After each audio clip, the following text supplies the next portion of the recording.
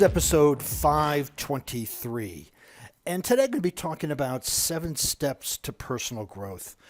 You know, my coaching, my philosophy, the mental strength, it's all about personal growth. As we grow as people, we can grow as a community, we can grow as a nation. And personal growth means a lot of things to a lot of people. And in this podcast, I'd just like to talk a little, some 7 pretty easy steps to personal growth. But, personal growth can help you make your life so much more enjoyable and fulfilling. If you're broke and overweight and don't have any friends and lack of goals, if this is kind of where you are, where do you begin? So the key to beginning a personal growth journey is setting your priorities. There's a lot you can do in 5 years, but you can't do a whole lot in 5 months. And this is kind of where I like to look at, a year from now. Where do you want to be professionally, personally? 5 years, I like 5 years, and this is just to try to make a comparison between 5 years and 5 months. But spend your early efforts, spend the beginning efforts here as effectively as possible. I'm going to go through some of those right now to help you create a personal growth plan. So measure your current situations. That is, think about a typical day in your life, then think about a typical weekend and write down whatever comes to mind. This may be like, well, what do you mean? Well, a typical day. So do you wake up on time? Do you wake up late? Do you go to the gym? Do you avoid going to the gym? Do you eat donuts for breakfast, right? Just kind of journal. If you were taking a video of yourself on a typical day and a typical weekend, what would that video look like? We just want to know where you are. Where is ground zero for you? Because we need to have a starting place. So what I want you to do is think of yourself videoing it and just write it all down. Then rate each of these experiences. So the experiences that you have written down on a scale of 1 to 10 being perfect, rate each thought. So, you wake up. On a 10, you would be enthusiastic about life. On a 1, you wouldn't be. Where are you? Where are you when you wake up? Where are you with your attitude? And it's the lowest rated parts of your life that are dragging you down. So out of this whole typical day, each experience, each thought, you want to rate on a scale of 1 to 10. And the same on the weekend. And we want to pay attention to the lowest numbers because that's where you can have the biggest impact. So, avoid spending your time on raising, a 7 to a 10. It's not going to make that big of a difference instead of raising a 1 to a 5 or a 2 to a 6. These are the ones that are going to have the biggest impact on your life. And it's the ones, the 2s and 3s that are actually wreaking havoc in your life. So again, we want to go back to the list of experiences that we have on a typical day, rate them from 1 to 10, and then I would, take the 6, 7s, 8s, 9, 10s, put them aside, work on the 1, 2, 3, 4, 5s. And until you've raised everything up to at least a 5, stick with the lowest rated items on your list. So you have this list, and a 5 would be that transition point. You may want to put the 5s kind of right in the middle, but you have your 1s, your 2s, your 3s, your 4s. You want to work on all of those until you have a 5. And then you'll have a 5 and above, and then you can go back and do the same thing, working on the 5s to a 6, and then the 6s to a 7. And then once you get all of them about the same, if you're scoring the majority of your events throughout a day around a 7 or 6, then you just start to pick one at a time and move it up one notch. So you want to create a 10. Our goal is to create a 10 on all these experiences. And so suppose your weight is a big issue for you and it's kind of holding you back or creating some mental consternations about it. And you rate it at a 2 because the weight negatively impacts your confidence and self-esteem. Also, it could become, a health issue. If you're overweight, there's a lot of things that could be going on there. You also believe that it hurts your social life.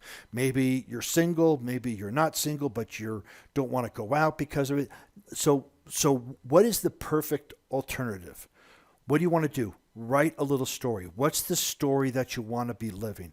What is it? As opposed to playing the story about how it's holding you back, I want you to write a little story about what do you want. And when we say what you want is, you can't say I don't. I don't want to be overweight anymore. I don't want to weigh this. I don't want to weigh that. That's what you don't want. What do you want? I want to weigh this much. I want to have a good social life. I want to feel confident. So you write a story about your ideal weight and what it's going to mean to you. And that's basically your 10. You want to create your 10 around it. Now, consider the people in your life. If you want to enhance any part of your life, there will be people that will attempt to hold you back. They may not do it intentionally, but it will happen. It's hard to kick your mom out of your life, but many other people are optional. So what this means is we want to surround ourselves with people that are going to support us. And here's the tricky thing. Whatever condition our life is, the people who are around us are supporting that condition. When we want to move to create a different condition, those people can't be with us because they're used to us in a certain condition. If you are working out, if you have a weight challenge and you start going to the gym and you start eating healthy, the people who you've been hanging out with most likely don't go to the gym and don't eat healthy. So they're going to say, oh, it's okay, have a donut this morning. You don't need to go to the gym, because you're leaving that environment that they're so used to you being there. And they're not trying to hold you back. They just don't want to be lonely. They don't want to be them. That's their challenge. Yours is to surround yourself, create environment and circumstances that are going to support you in the growth that you want to achieve. Yes, often it is going to mean creating some larger space between your friends. I'm not saying to eliminate all your friends, because a lot of friends we've gone through trials and tribulations, and they know a lot about us, and we know a lot about them, and we can share. But it doesn't mean you have to spend all of your time with them. Maybe once a week, do a catch-up call. If you find that they're starting to talk negative or start talking about how they feel lousy, whatever it is, you may want to cut back on those calls. But you need to consider the people in your life. You need to consider you're a plant, you're putting yourself in a new pot. What type of fertilizer do you want? What type of water do you want? What do you want that to look like? Because the old way of doing it didn't work. So now you have to change your environment, and people are part of your environment. So now you have all this story, you're considering your people. So what do you need? What resources do you need to hit that 10? And you can do this again with each section of your life.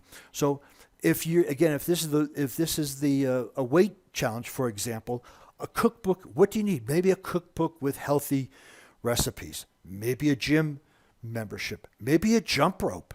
You can compare your needs with your current resources, and then how can you bridge that gap?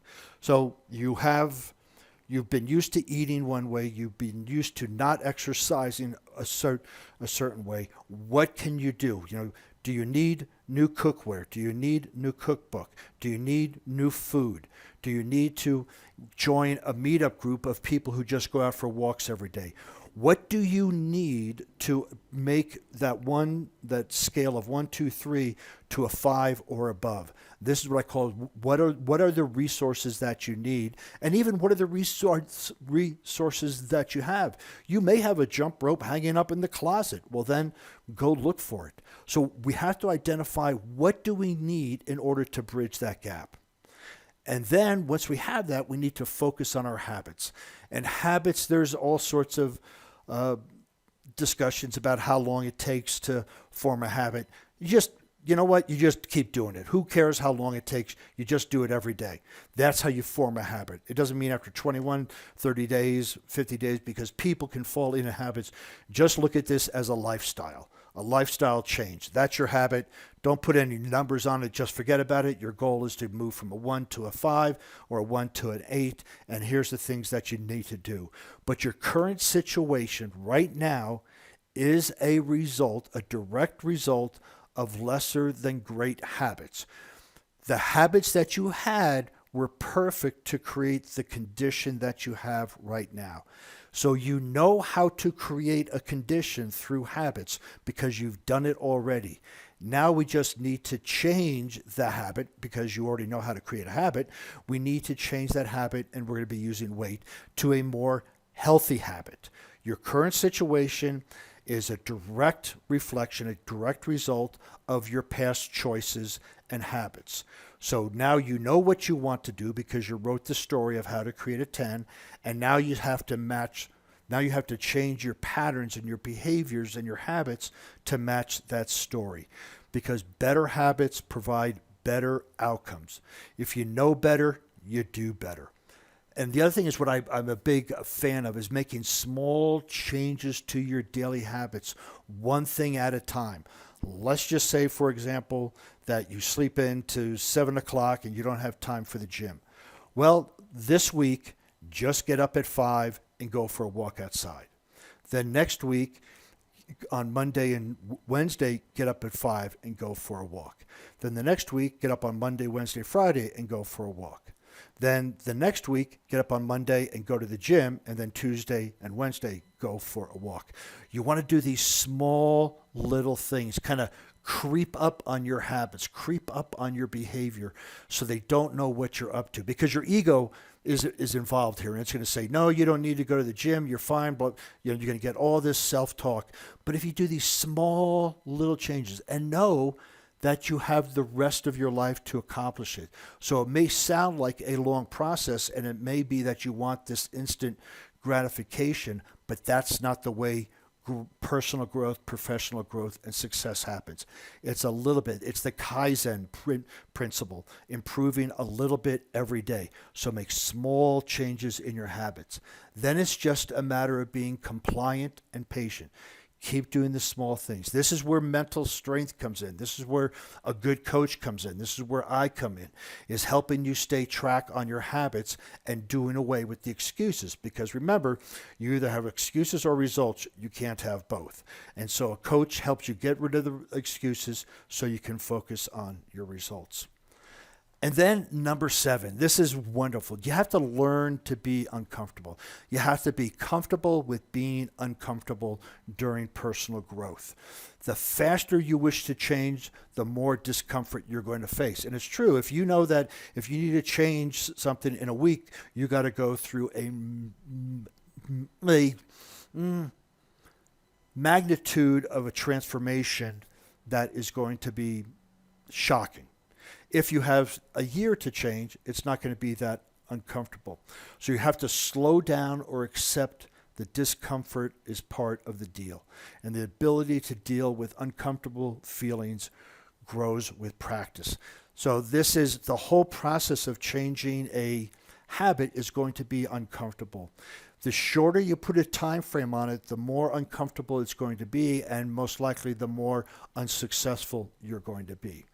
Give yourself that patience, because now the uncomfortable part is when your goal is longer, is that you're going to be impatient. You're going to be impatient because you want to see results immediately, which it could be financial, it could be relationship, it could be your weight or whatever it is. So you're going to be uncomfortable one way or the other. Either you're going to be impatient because it's taking too long, or you're going to burn yourself out because you did everything, you went full speed and burned yourself out. Just learn to be uncomfortable with the process. Things are going to change. Things are going to change. And as you go through this uncomfortable feelings, your patience will grow, your resilience will grow, your grit will grow. So, it's daunting to change every aspect of your life. So don't even try. Just pick one thing that you feel is going to have the biggest impact on your life. It could be your health. It could be your finances. It could be your your relationships. I personally love to start with the health and fitness because it's so easy to measure it. It's so easy for it to come up in the head as far as mental strength. It's so easy. And once you can get your formula for success in your physical, then the same thing in your relationship, your career, your finance, whatever it is. So for me, I always like to start with the physical. But for you, determine what's the one. So when you do these habits on a scale of 1 to 10, what is ranked number 1? That's the one you want to work on. Focus on the most negative parts of your life first.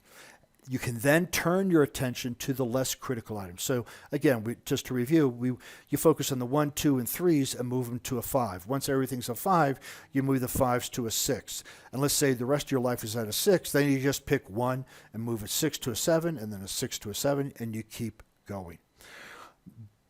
Beginning a personal growth journey is really exciting because you are now in control of yourself. You are now taking control of the path you're on. You're now taking control of your finances, of your physical, of your relationship. You are in control. Up to this point, you probably didn't feel that you're in control. But taking these steps, this is a journey, and it's very, very exciting. And I wish you all the best of luck with it. If you'd like to see the show notes on this, if you'd like to contact me for an introductory consultation, please visit warriormindcoach.com for more information. And you can follow me on LinkedIn, Facebook, Instagram, and Pinterest under Warrior Mind Coach.